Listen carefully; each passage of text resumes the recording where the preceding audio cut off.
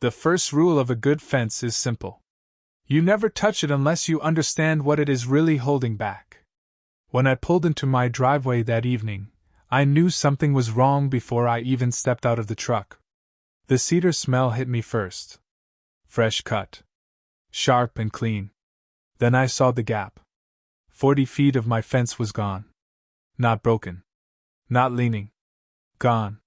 The posts had been pulled clean from the ground, and the rails were stacked in a neat pile beside the road like somebody had decided my property line was just another piece of trash to haul away. I stood there for a second with my hand still on the door, staring at the open stretch between my yard and the pasture beyond it. The air was still, but I could feel the pressure in it. On the other side of that line, the Longhorns were moving slow through the grass. Calm. Steady.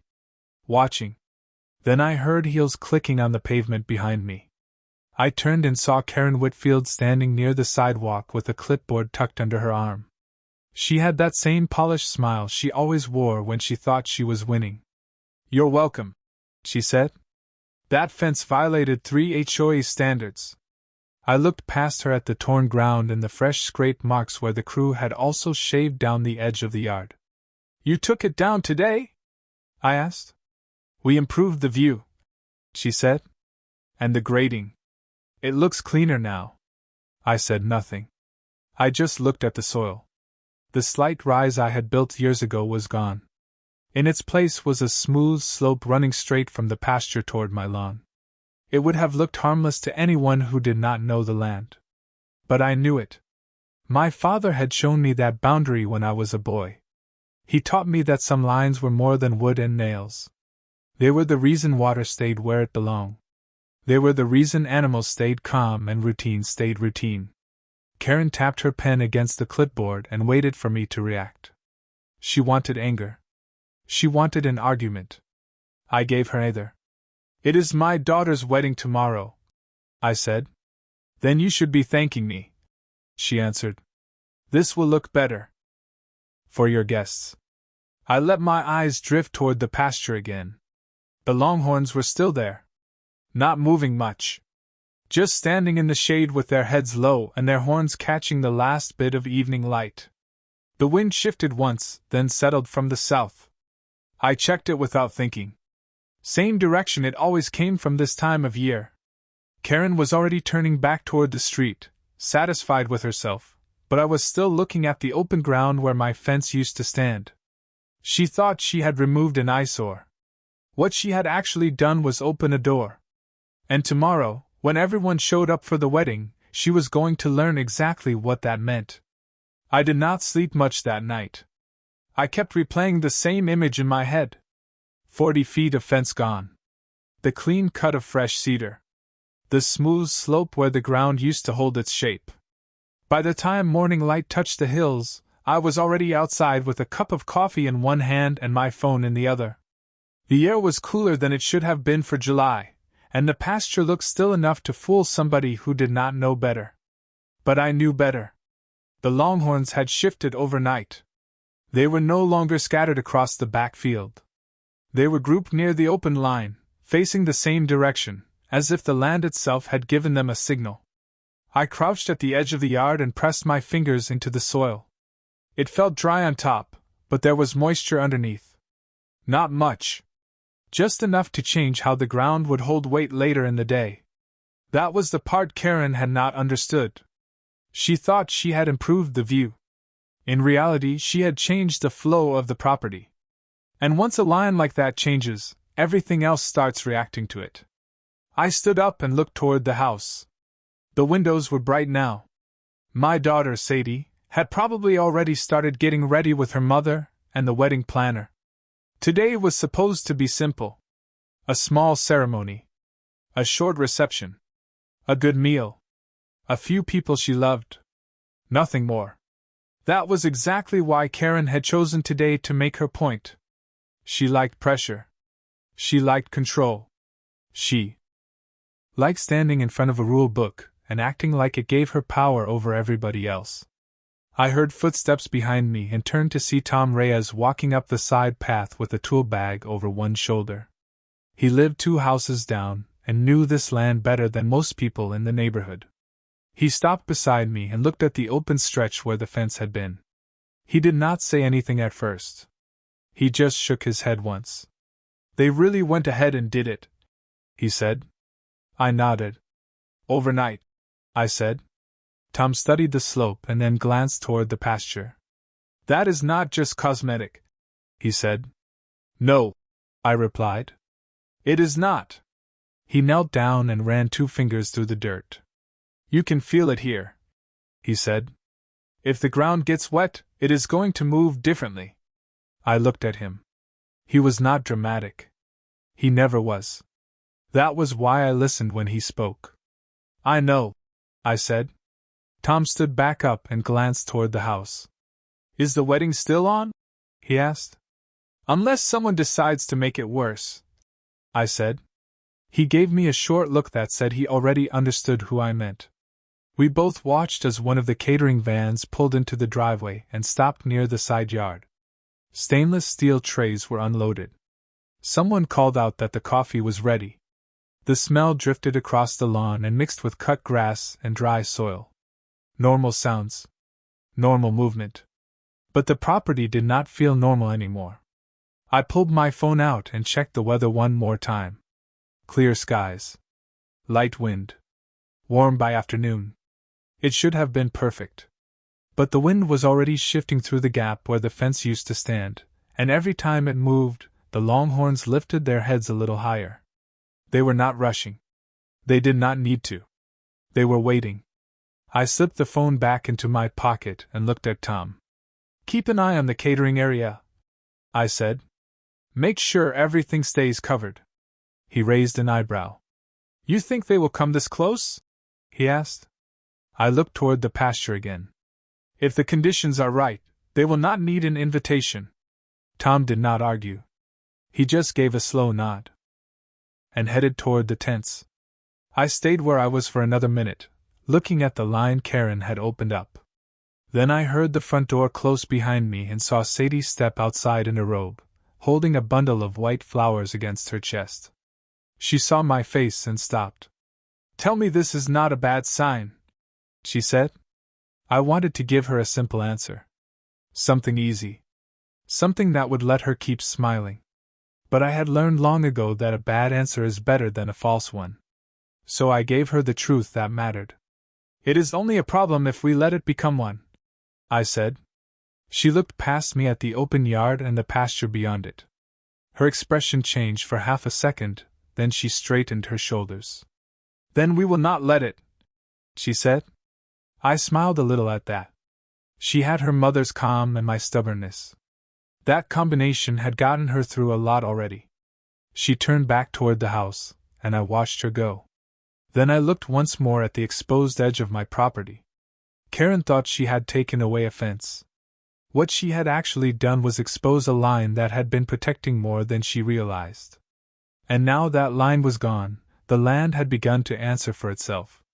By late morning, the property had started to feel busy in the way only a wedding can make it feel. Cars lined the drive. Guests arrived in careful clothes and soft voices. The catering team moved in and out of the tents with trays, flowers, and folded napkins. From a distance, it all looked calm. But I could feel the tension under it. It sat in the air like heat on pavement. I walked the edge of the yard again and checked the ground where Karen had ordered the fence removed. The strip of soil had changed overnight. It was still firm in some spots, but in others it had begun to soften just enough to matter. The slope she had carved was subtle, almost graceful to the eye. That was what made it dangerous. Most people would look at it and see a cleaner line. I saw a channel.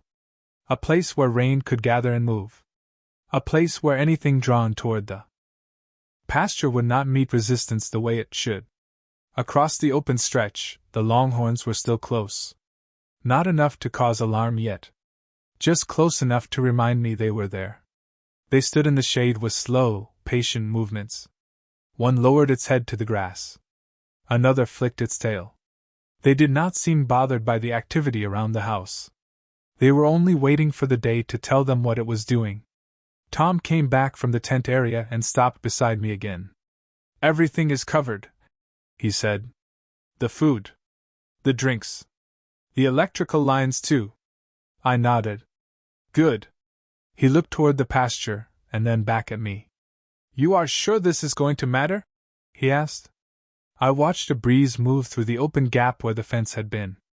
It already matters, I said. We just have not reached the part where everyone else sees it. Tom gave a quiet nod. He knew better than to push for more. A few minutes later, Sadie stepped out of the house in her dress. It was simple and elegant, with clean lines and no extra shine. She looked beautiful in the kind of way that made everything around her feel smaller. Her hair was pinned back, and she held a bouquet of white flowers against her waist. She smiled when she saw me, but her eyes went first to the open line near the pasture. You keep looking over there, she said. I am trying not to make a habit of it, I said. That got a small laugh out of her. She came closer and looped her arm through mine for a second. Is it bad? She asked quietly. I did not answer right away. I looked across the lawn, past the white chairs, toward the Longhorns and the cut ground. It could be, I said. But not if people stay calm. She took that in, then glanced toward the tents where guests were beginning to take their seats. Then let us keep people calm, she said. I smiled. That is usually the best place to start. She squeezed my arm once and walked back toward the house. A minute later, Karen appeared from the side gate with her clipboard in hand and sunglasses on, as if she were arriving at an inspection rather than a wedding. She stepped onto the lawn and looked around like she had improved the whole place by showing up. Everything is looking much better, she said. The open sight line really makes a difference. I kept my face still. It looks open, all right, I said. Karen glanced toward the pasture and gave a short, satisfied smile. We wanted a cleaner runoff path too, she added. It is better for drainage. I looked at the slope she had created. That depends on where the water goes, I said. She waved the comment away. The contractor said it would be fine. The contractor did not live here, I said. That made her pause for half a second, but only half. Then she lifted her chin and looked toward the house where more guests were arriving. You worry too much, she said. Today is not the day for objections. I almost laughed at that. She had torn up my boundary, and then acted as if I was the difficult one for noticing. But I said nothing. I just looked at the open strip between the lawn and the pasture. The morning wind had begun to pick up, and with it came a faint smell of dust and grass. The Longhorns lifted their heads again. One of them turned slightly toward the yard. The others followed a moment later. Not quickly. Just enough. Karen did not notice. She was already checking her watch and walking toward the tent, talking about the seating chart to no one in particular.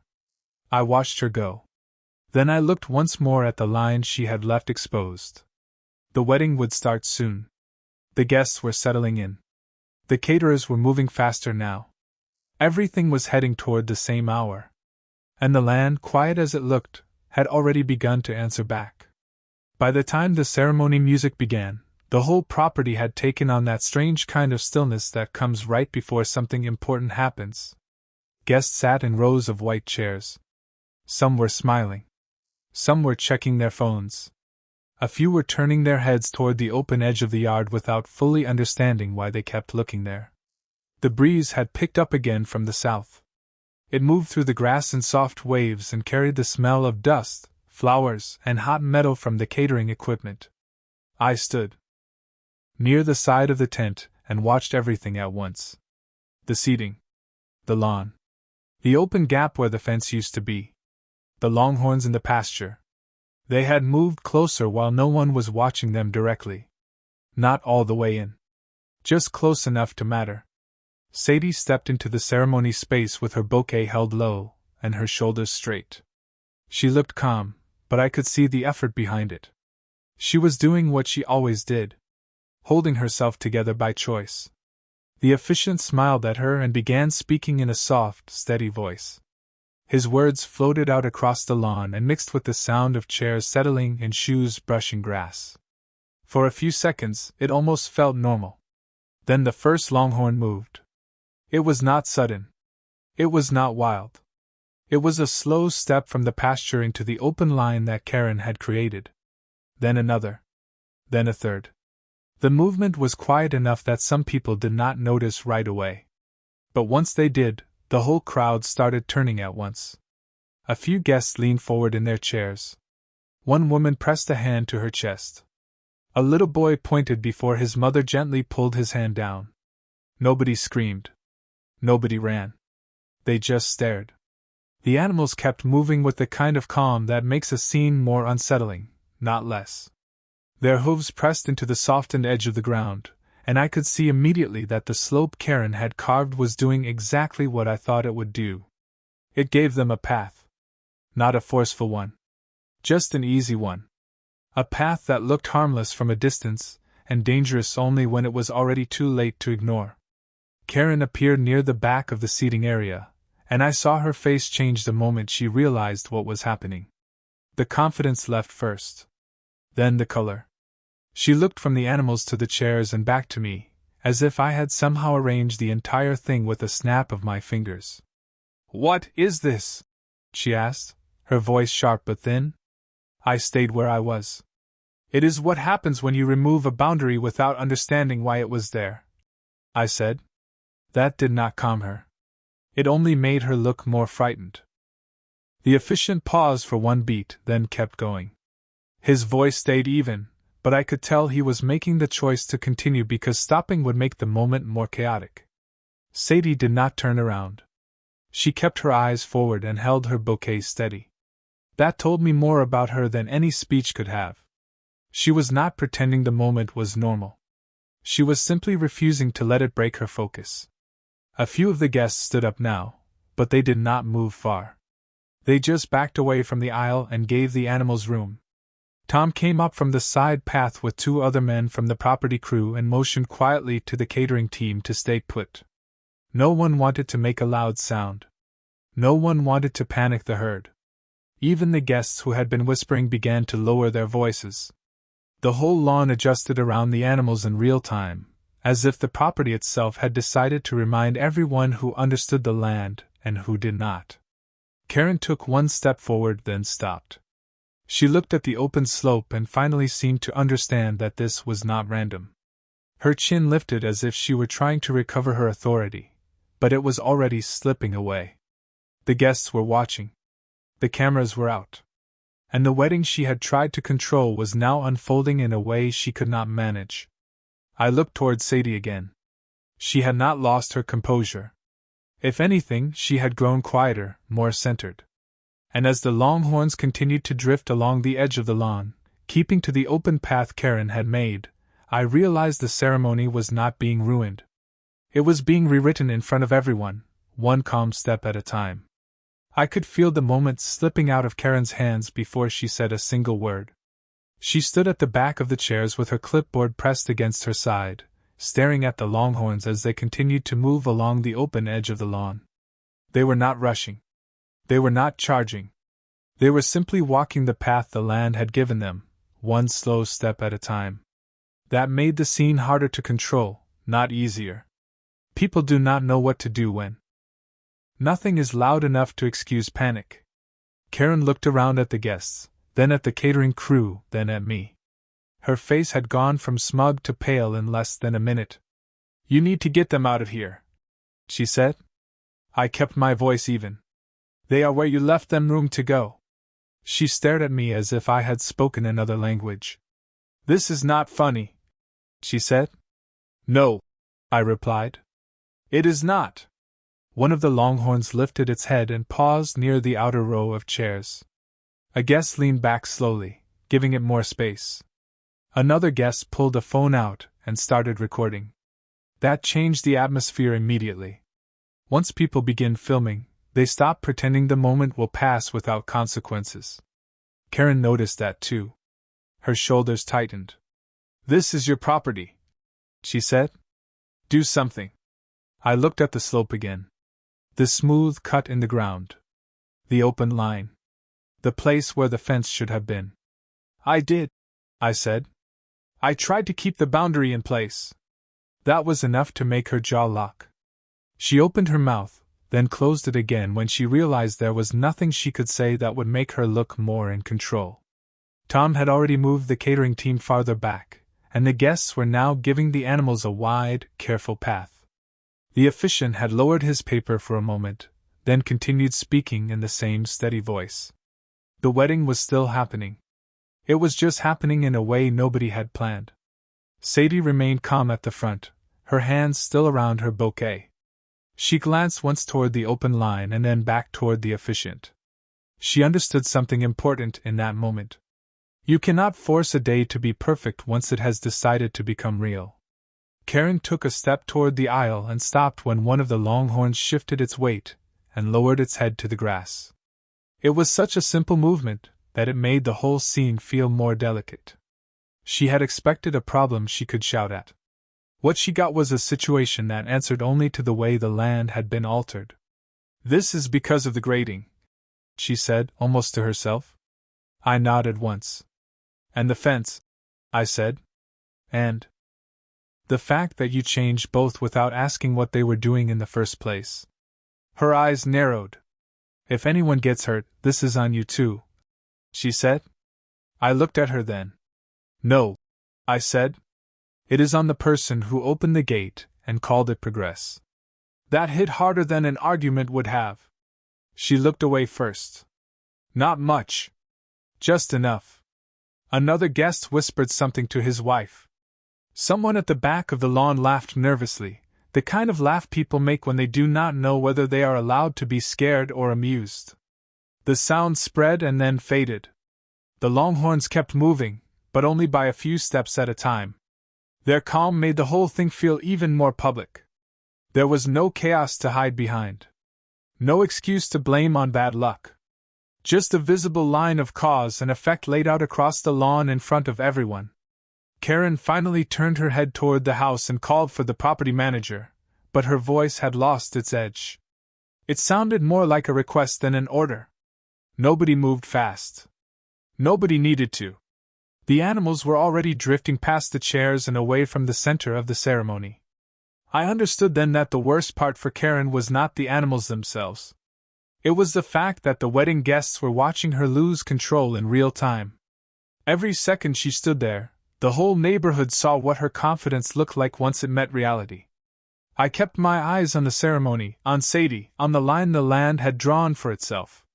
The Longhorns were still here, but the moment was no longer about them.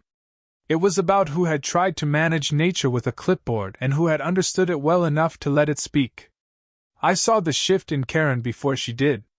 The confidence that had been sitting in her shoulders all morning was gone now.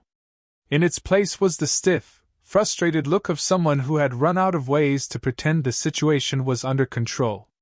The Longhorns had already moved past the ceremony space and were drifting toward the wider edge of the lawn, using the open path exactly the way the land had invited them to.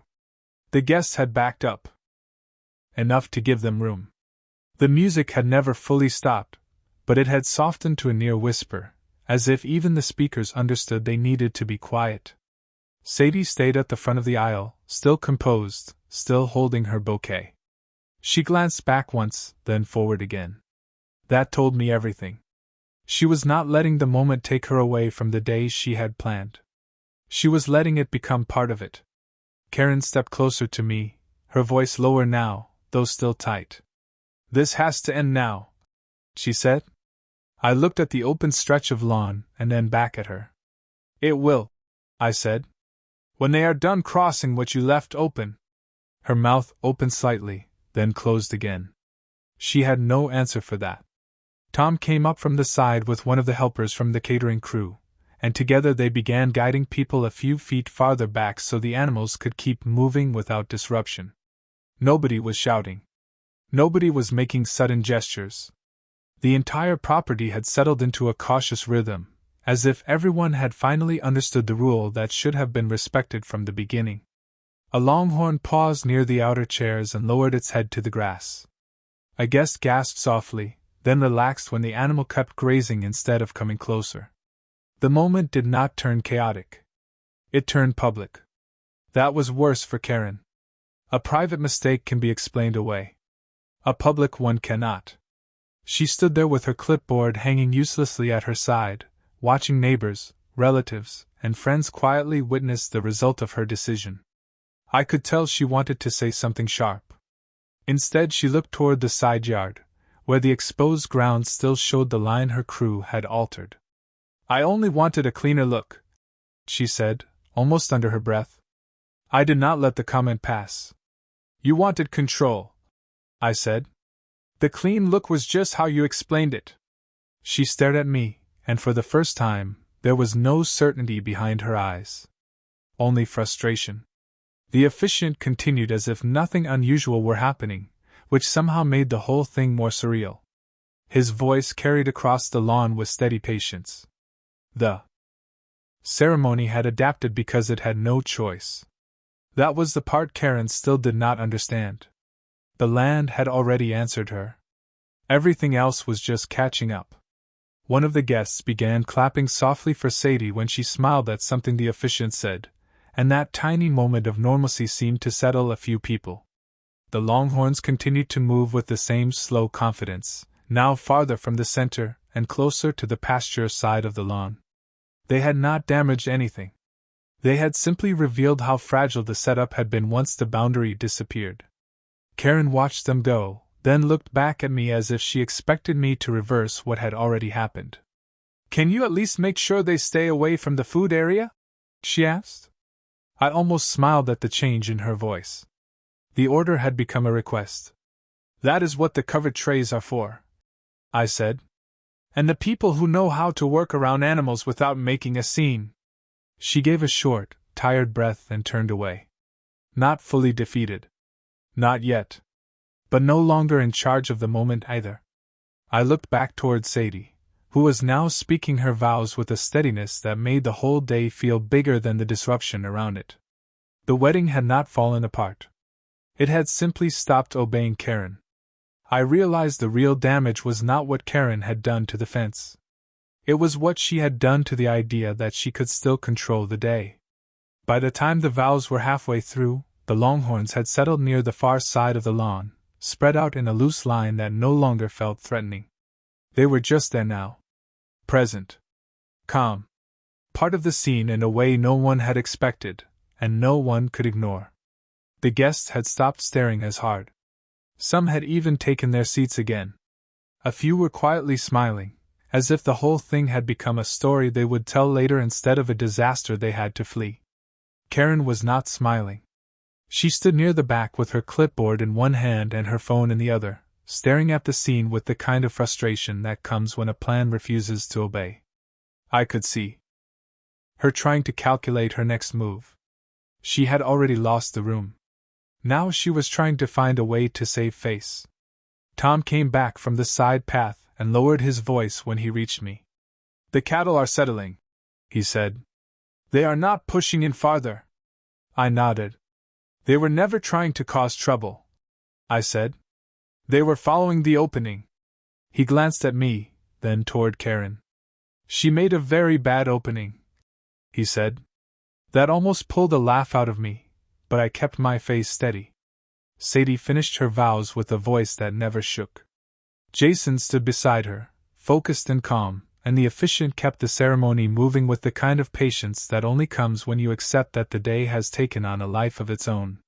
When the final words were spoken, there was a brief silence before the applause began. It was not the loudest applause I had ever heard. It was more careful than that. But it was real. And that made it better. Sadie turned to face the guests with a soft smile on her face, and for the first time all morning, her eyes were not searching the yard for the next problem. She had let the day become itself. That mattered more than perfection ever could. Karen saw the applause too. I watched the expression on her face change when she realized nobody was looking to her anymore. Nobody was waiting for a correction from the HOA president. Nobody was asking for an explanation. The whole group had moved on without her permission. That was the part she hated most. Not the cattle. not the open ground. It was the loss of authority in front of her own neighborhood. She finally approached me as people began to rise from their seats and shift toward the reception tables. Her voice was quieter now. "This is going to be a problem," she said. I looked at the Longhorns, then at the guests, then at the covered food trays waiting near the tent. "No," I said. "A problem is when someone ignores a boundary and still expects everyone else to make it clean." She swallowed, then glanced at the cameras in a few guests' hands. She understood then that the story had already left her control. Every person standing here would remember what happened, and they would remember who created the opening. "If you wanted the view," I said, "you should have left the fence alone until after the wedding." Karen said nothing. For once, she had no clean reply. She turned her head slightly, looking toward the pasture where the animals were slowly drifting back into place. The wind moved through the grass and the line of Longhorns began to thin as they settled farther out. The ceremony had survived. More than that, it had revealed the truth. Not in some dramatic speech. Not in a confrontation. Just in the way the land answered when somebody changed it without understanding what held it together. I stood beside the aisle and watched Sadie walk toward the reception with Jason at her side, both of them smiling now, both of them looking like the day had become theirs again. Karen remained near the back for a moment longer, silent and still. Then she finally looked down at her clipboard as if it had become useless in her hands. It had. The land had already made its point. By late afternoon, the lawn had begun to settle into a different kind of quiet. The chairs were no longer perfectly aligned, and the guests had spread out toward the reception tables with drinks in hand and relieved expressions on their faces. The Longhorns had drifted back toward the pasture side of the property, leaving behind only the reminder of how quickly the day had changed when the fence came down. I stood near the edge of the tent and watched the light shift across the grass. It was the kind of light that makes everything look softer than it really is. The damage, the tension, the embarrassment. All of it looked smaller now. But none of it had disappeared. Karen was still there. She had moved away from the center of attention, but not very far. I saw her standing near the driveway with her phone at her ear, speaking in a low voice and looking back toward the yard every few seconds. Her posture was different now. Less sharp. Less certain. The clipboard was gone. For the first time all day, she looked like someone who was trying to understand what had just happened instead of explaining it away. Tom came up beside me with 2 cups of coffee, handing one to me without a word. We both watched Karen for a moment before he spoke. "She is calling someone from the board," he said. I took a sip and looked out toward the pasture. "Probably trying to turn this into a procedure," I said. Tom gave a short laugh. "That will not help her." I nodded because he was right. The problem was no longer something she could solve by issuing a notice or sending an email. Too many people had seen the result. Too many people had watched her make a decision that looked tidy on paper and foolish in real life. That was the part she could not undo. A few guests had started taking photos near the reception area, standing with the open field behind them and the Longhorns in the distance. What had felt like a disruption an hour earlier was already becoming a memory people wanted to keep. Even the caterers had relaxed. Trays were uncovered now. Conversations had grown easier. The wedding had found its rhythm again, but it had changed shape to do it. Sadie came over with Jason after the first round of drinks had been served. Her dress had a little grass on the hem, and she looked happier than she had all morning. "People are saying this is the most memorable wedding they have ever been to," she said, smiling at me. I raised an eyebrow. "That sounds like a polite way of saying unusual." She laughed, and Jason did too. "It is both," she said. I looked over at the pasture, where the last of the Longhorns were now grazing farther back, calm and settled. "Memorable is fine," I said. "As long as it is still yours." Sadie nodded slowly. She understood that better than most people her age. The day had not gone according to plan, but it had still belonged to her. That mattered. Across the yard, Karen ended her phone call and slipped the device into her pocket. She stayed still for a moment, then finally walked toward me with the kind of caution people use when they know they have already lost an argument. She stopped a few feet away and looked at the ground where the fence had once stood. The line was still obvious if you knew how to read it. "We will need to review the property change," she said quietly. There was no steel left in her voice. Just routine. Just damage control.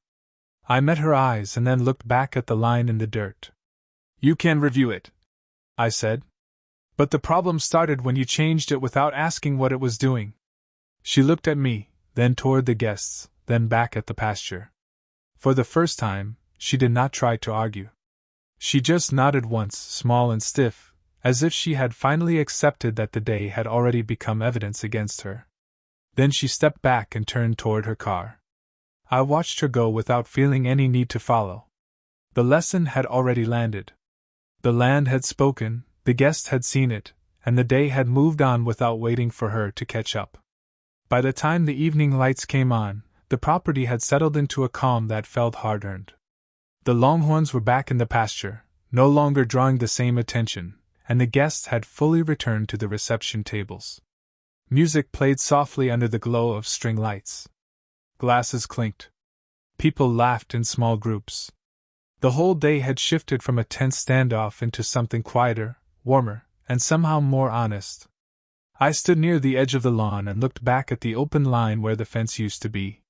It was still there in my mind, even if the wood was not. Not because I was angry. Because I understood now exactly what it had meant. It had never just separated two pieces of land. It had held a balance together. And once Karen decided to change it without understanding why it existed, everything around it began to reveal itself. Sadie came over one last time before the sun was fully gone. Jason was with her, and both of them looked tired in the way only a long emotional day can make you tired. But they also looked happy. More than that, they looked settled. "I did not think I would remember this day for the right reasons," Sadie said, smiling a little as she looked back toward the reception. I smiled too. "You will remember it because it was yours," I said. She nodded slowly. "Even with everything that happened?" she asked. "Especially with everything that happened," I said. She leaned in and hugged me for a second, then stepped back and took Jason by the hand. They walked toward the tables, and I watched them go with a feeling I could not have explained earlier in the day. Pride. Relief. And something close to gratitude that the day had not broken her the way it might have broken someone else.